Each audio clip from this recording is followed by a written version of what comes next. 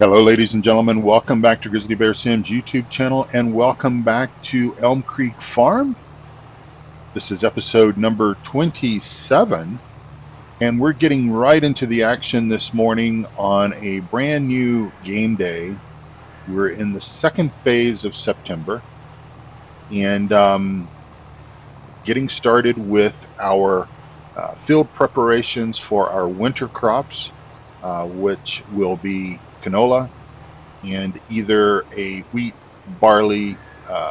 or barley grain crop somewhere on the fields. Now we've got to get canola in the ground first if we're going to do canola. I just like canola. It's one of my favorite crops. Between canola, I like sunflower seeds. I like harvesting. Is what I mean. And I like soybeans, and of course I like the grains like wheat or barley, because obviously we need to continue to grow those so that we have our straw element for our dairy, and that's obviously important to us.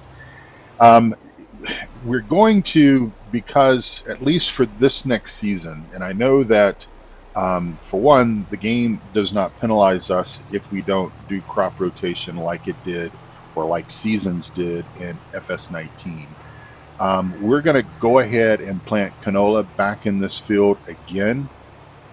So it will be back-to-back crops. We had wheat in this field, I believe, the first year, and then we planted canola for our second harvest, second year, which we did a few game days ago. And we're going to come back in here and seed canola one more time on this field, primarily because, for one, I'm still undecided as to what I'm going to do with the fields up the hill, the main fields.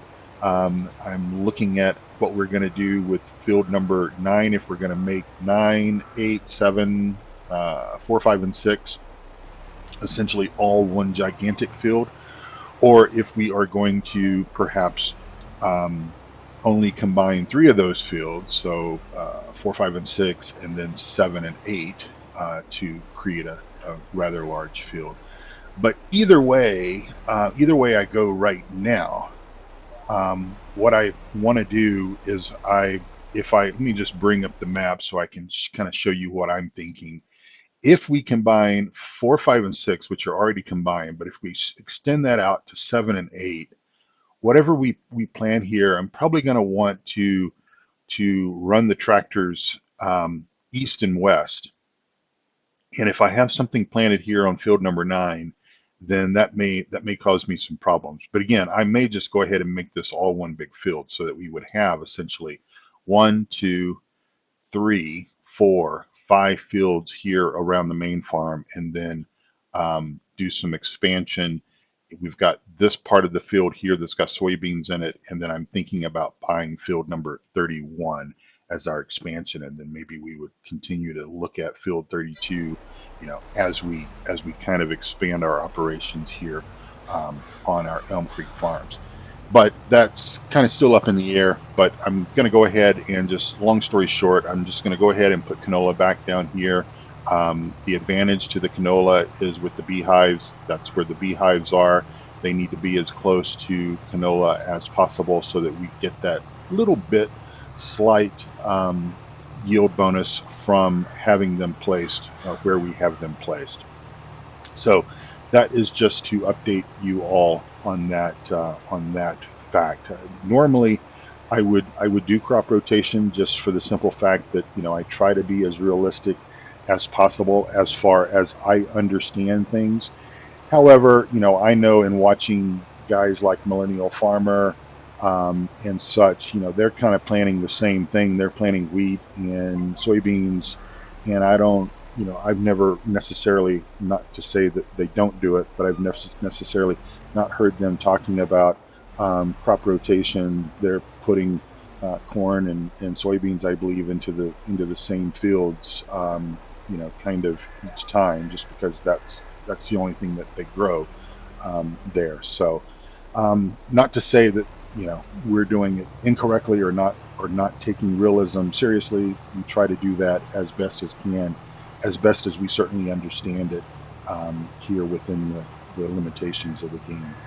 Hope everyone is having a wonderful, wonderful day. I'm hoping, really, really hoping that your new year, that your 2022 is much, much better already, even though we're only into the first few handful of days in 22. I'm hoping that they have been kind to you and generous to you. I sincerely hope that you enjoyed your holiday break, your time off. If you had some, hopefully you did, and you were able to spend time with family and friends and such like that, because those are so important.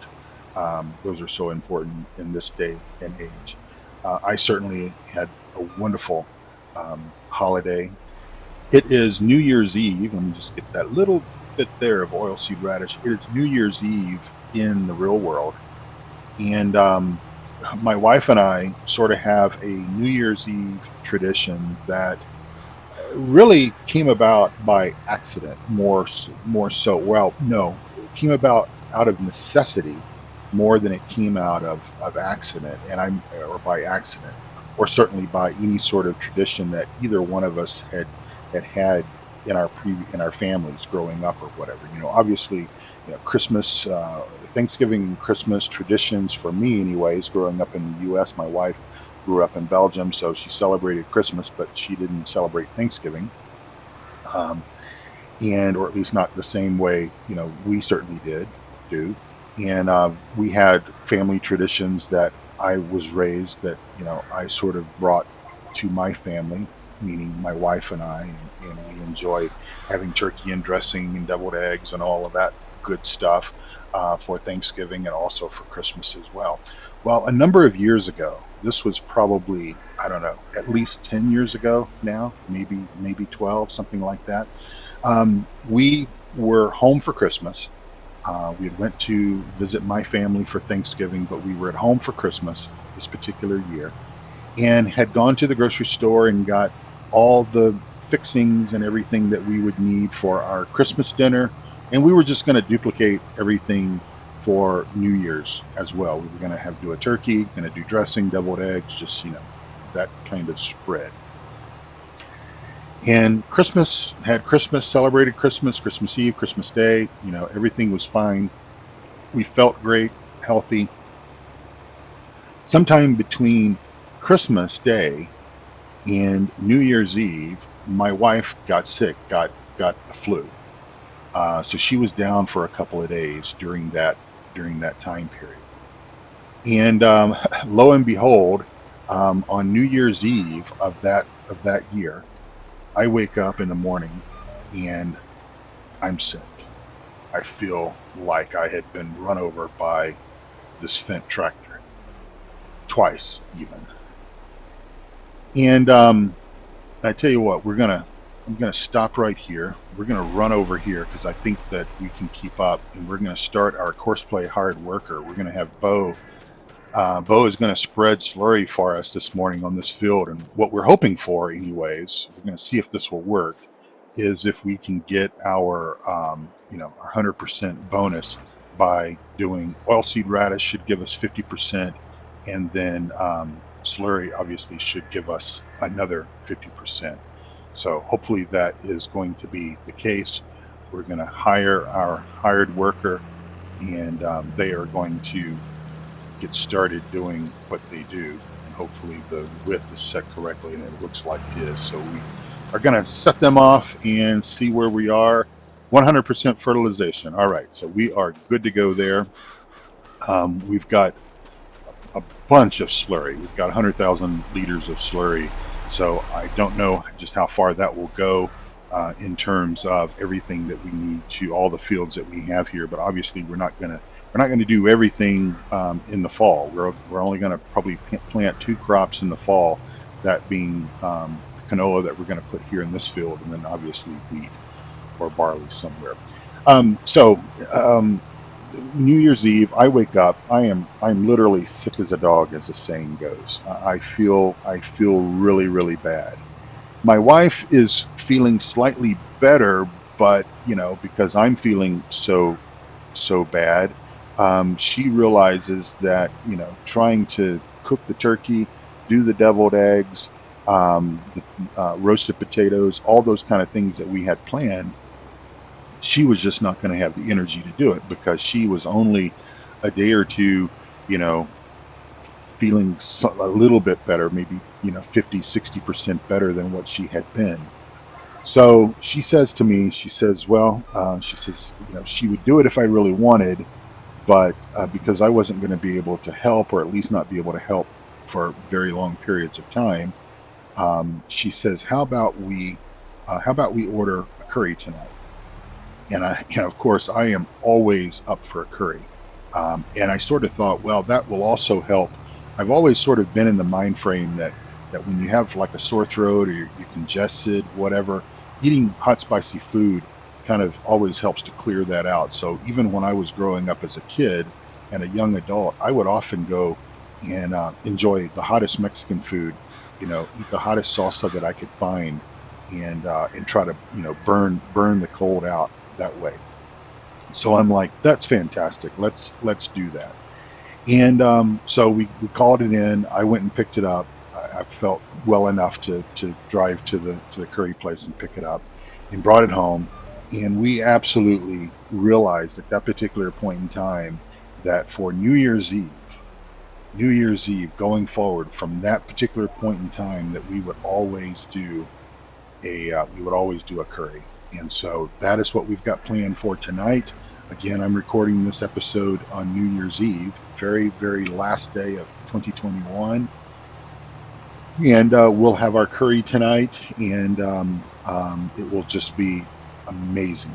We've got such a wonderful little curry house near us that we've been patronizing for several years, for probably 17, 18 years now that we've been going there, both occasionally dine in, but obviously since COVID times, we've been going there doing carry out more often. But just really, really, really great food. And what I like about it is that when you order carry out, typically the owner is always there running the checkout, the cash register process.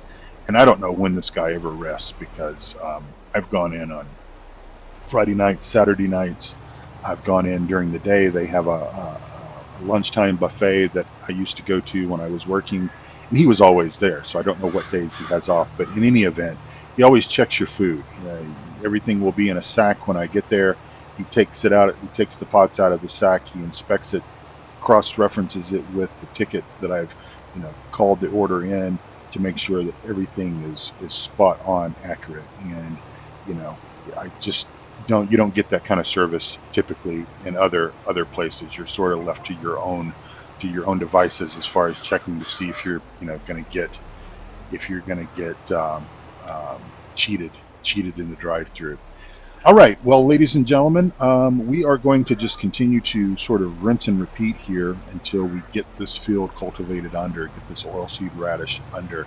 And I think that, my initial plan, what I was hoping that we would be able to achieve, and of course, we opened this section of the field up this year. This is, all new to us, and I think I'm going to so I think our sort of the idea that I had, that we would be able to obviously plow when we needed to plow, de-rock the fields, and then through just light cultivation, be able to avoid disturbing any of the rocks that we've either picked up or rolled under, and saved that effort, that level of effort that is required. And we've basically demonstrated that through this process we can certainly do it. So after harvest, we come in here, and we used to mulch. We're not going to mulch anymore. I've sold that equipment. The yield bonus is just not big enough, in my opinion, for us to justify spending that time, that diesel, the labor and everything to do that. And we're just going to basically skip that step. But we are going to just light cultivate. We're going to put oilseed radish down. That's going to give us our first level of fertilization. We're going to come back. We're going to light cultivate that. under, and then we're going to most likely, we'll apply our slurry on top of that and then plant. And of course, um, in the springtime, we might, put a little bit more time between, cultivating the oilseed radish under and applying the slurry. We'll just see, what the schedule and everything allows us to do with the amount of time that we have. Because obviously, um, we're going to have bigger fields as we continue to go deeper into our, you know, our third planting cycle, I suppose, and into our third harvest. We're going to have bigger fields, more to do on each of those fields as we're combining stuff. So that's one reason why we got rid of some of the smaller equipment. May look at potentially upgrading this cultivator, getting something that is a little bit wider, has a wider operating width, just so that we can, every pass that we make down the field is a pass that's going to get us a little bit further along in our process for what we're doing. Okay, well, ladies and gentlemen, I know that this is only about 17 minutes or so, but that's really all that I wanted to sort of convey to you all. Of course, I'm in the past. You guys are already in the future. You guys are already living in 22 by the time you're watching this. I'm looking forward to the new year and what it brings for all of us as a society, as a. There's no way he's finished. That's interesting. I wonder if courseplay, for some reason or another, does not see that extra field that we plowed in. That's weird. I'm going to have to investigate that and see what's going on. Maybe read more a little bit about courseplay its early stages. But anyway, I'm certainly looking forward to 22 and hoping that it is better than 21. 21 was certainly, in my opinion, in my life experience, 21 was a little better than 20 was, but kind of hoping that, eventually, whether it be 22, 2023, 2024, that we can, get back to a little bit better form of normal that we all knew back in 2019 and 2018 and those times. So we will see if any of that is going to be possible or if it's just going to be the same old same. But hey, life is what you make it. Be positive. Take good care of yourself. Also, take good care of those around you. Be kind to the four-legged animals that you have in your life. And come back here to Grizzly Bear Sims YouTube channel and to Elm Creek Farm and watch more episodes as they become available. Thanks again for watching, and I will see you all in the new year. Bye for now.